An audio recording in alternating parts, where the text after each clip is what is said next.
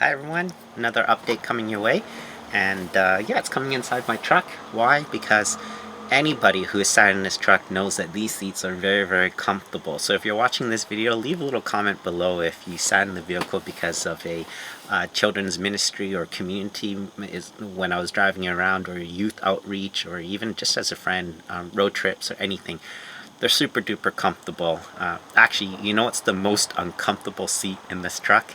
Believe it or not, it's the driver's seat of all the seats in this car is the driver's seat, and I'll show you why. It's just because of how it's angled. Basically, the vehicle has so much space, and the motor is the motor is right in here. It's called the doghouse, right? So it's the whole hood, but it also comes into here. And what happens then is it kind of leaves the driver to sit kind of on an angle. So we're always twisting our lower back a little bit for the larger guys. If you're a little bit smaller, like, 175 pounds and under, you fit no problem there. But someone like me, it's a little bit bigger, but I've modified it so it works, and that's why I can do the long haul trips and everything. So in this vehicle, this is the one vehicle where no one really fights for shotgun, just because you have limited leg space. I mean, it's still plenty, but if you look here, like this, there's just lots and lots of space, and the chair's completely recline, and you got all your lumbar support and arm rest and everything. And in the back, I have the third row out, so there's lots of space. Anyways, yeah, leave a comment down below if you sat in this truck before. I've had it for a long time, done a lot of things with it, and yeah, it's still the most comfortable seat in the house, and that's why I'm out here. Also to enjoy a little bit of sunshine. I was out doing some walking. So that's the other thing about my energy level. You can probably tell from the way I'm talking and everything right now. Lots more energy. I want to really thank everyone who's been helping out with the meal train, for both family and for myself. And it's just, I'm just in awe. Thank you so much for your energy, your time. Time is so precious, and that has a whole new different meaning right now for myself. Not that I've ever taken it for granted. I squeeze in so many things. In fact, in this video clip, I might sneak in a few videos before my surgery of things I do. I mean, I would just maximize my time, and therefore, if anything, during this new rediscovery in my journey of my life right now, it's to put the brakes on and take a little bit of a rest, and take it easy. Like, really take those words to heart, to take it easy and really soak in what's really important in life right now, which is my family and folks like you who care about me. So I really want to say thank you for ooh, there goes the stone. I can't control it. Thank you so much for your love, your care, your time. Time is so precious. Never take it for granted. And anyways, so this video update of how I'm doing, you can see my energy level. It's up there. It's great.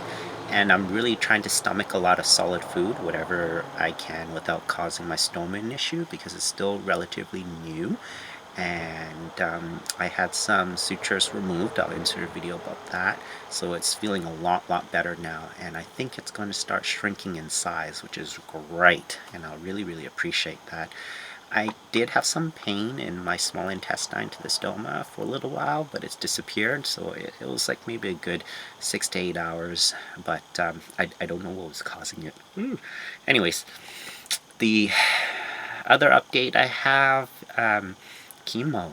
So my last final real consult is going to happen May 6th, and then I'll be getting my port installed on the 10th, surgery installed, and then chemo will start on the 13th. So we'll see how I will react to that, and of course I'm going to do a separate video on that with more details and my journey there. Let's see what else. Right, I also went to go see the physio because, well, you can, if you look at past videos, and I have so many other videos I haven't posted yet, and we've been going to Whistler about 3 different trips in the last 6 months, and so if I post any video on that, you can compare how I looked literally 3 weeks before checking into the hospital to how I look now. And I really have lost a lot of weight, and all that weight was in muscle mass. I'm not going to claim that I only had 3.6% fat in my body like I did as a sprinter, but I'm pretty sure I was probably down to about 8 to 10%. I was pretty lean, because I could tell, because I the way I ate. I just needed the energy to be very energized, so I didn't have a lot of fat reserves to burn into. Anyways, where I'm going with that is that the majority of my weight loss was in my muscle, so I lost a lot of my core strength, and just sitting up was exhausting myself. Hence why sitting in these chairs right now, it's amazing because it's got great lumbar support and it feels really, really good, and it's comfortable. It's both firm and soft at the same time, and it cups my back, so it's really nice. Anyways, so I went to go see physio so that I can have the professional assessment. It's been so long, or I've never been this weak before. So the wonderful physiotherapist was able to identify the muscles that have been overcompensating, which then means I can target the muscles that we need to strengthen. Obviously, all in my lower back. I mean, even before my surgery and everything, I was doing everything from lunges to working on my glutes to power squats and certain really extreme stretches. Just the list goes on. That was just for my body, my regular body before surgery. So it's very challenging right now. On Saturday, I had entertained going out for a dinner at a restaurant. It was my mom's birthday, and so it was a wonderful time. It was a great mental time for me to just reset from being in the hospital for 4 weeks. But it was also great because there's so many different foods that I could eat because I was just trying to really cram in all the proteins and everything. But just sitting there was so exhausting, and sorry for the burp there. Excuse me. Anyways, it's been really good. So I've been doing the little exercises from physio and also a lot of other things that I know from my past sports, but at the same time trying to not strengthen other muscles that will continue overcompensating. So really targeting the correct muscles, and I'll continue going to physio so that I can rehab in the right way. And it's really, really important to do that. Anybody who comes into any sort of situation where you become this weak, you really want to rebuild your body the right way. Otherwise, you could end up building other muscles that will then stop you from building other weaker muscles and cause problems down the line. To that point, I'm so blessed that I was able to work on all my muscles before, to have that knowledge from my past sports, specifically running. Otherwise, going into this whole ordeal, I would be in even worse shape right now. So the Lord has been really, really good to me throughout my whole life to condition me for this new journey. And yeah, I think that's about it for this update video. And I'm just going to start slotting in a few things that's been happening during this week. Just lots of different appointments. Actually, even before making this video right now, I had a pretty much an hour long, a little over an hour long talk with the dietitian. And it was really good because I was able to share that I'm not using the Lomitol narcotic, and with just the loperamide, I've cut it down to 12 milligrams in a day, and my output's only 1 liter for my ileostomy, and I'm around 3 liters for my voiding, which means my hydration status is a lot better, you can tell. So it was a really good chat with some newer suggestions. In the past, I was already eating a lot. Those of you who know me can testify to that. And now I need to eat even more and more often just because it doesn't stay in my body as long. So yeah, lots of new challenges, but I'm enjoying life day by day in the blessings of God. This is my first visit to the nursing center, first of 2 for this week. And although we had called ahead of time to make sure that the nursing center received the orders from the hospital to help remove the sutures in my stoma, in other words, to ensure that we have an ostomy nurse, unfortunately, the receptionist still kind of blundered on the ask request and kept stating that this visit was to remove the staples. I had my staples removed several days ago, and we made it very clear to the receptionist. When we showed up, it was a wound nurse that we were given and not the ostomy nurse. However, we still made the best of what we had. To that point, it was Janice's first time changing my ileostomy bag, and it was quite the little riot. It was lots of fun, and as you can see, she did a pretty good job, and that's great because there might be some days that I'll really need her help, especially when it comes to shaving the hair off my stomach.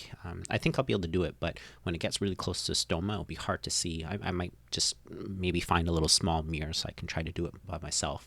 But the last thing I want to do is actually cut into my stoma. All right, so we're done that now.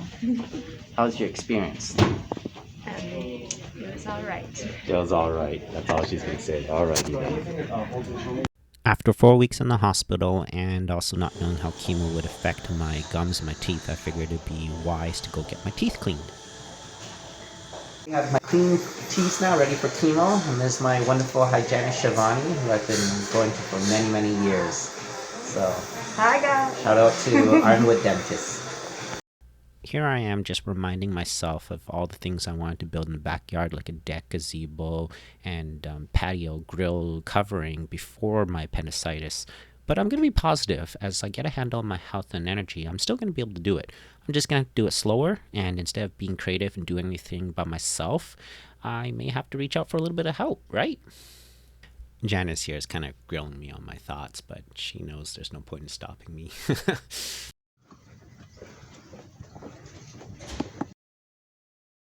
This is my second visit back to the nursing center, and as you can see, I'm being tugged at because the sutures are finally coming out, which is great because it means the stoma can reduce in size. And what you're seeing here is the silver nitrate being applied to cell overgrowth, or rather skin that is showing, and we don't want it to grow anymore because it'll cause complications. So as you see the discoloration happening here, it's actually the cells dying off. Does it hurt? Yeah, it burns, but it's fine. I asked the nurse to get it all done in one sitting, and she did. So it was very cool to finally have the ostomy nurse here to do what needed to be done. That's another session done. And Janice, are you pretty confident with helping me with my pouch if I need your help? You need to help me. Okay.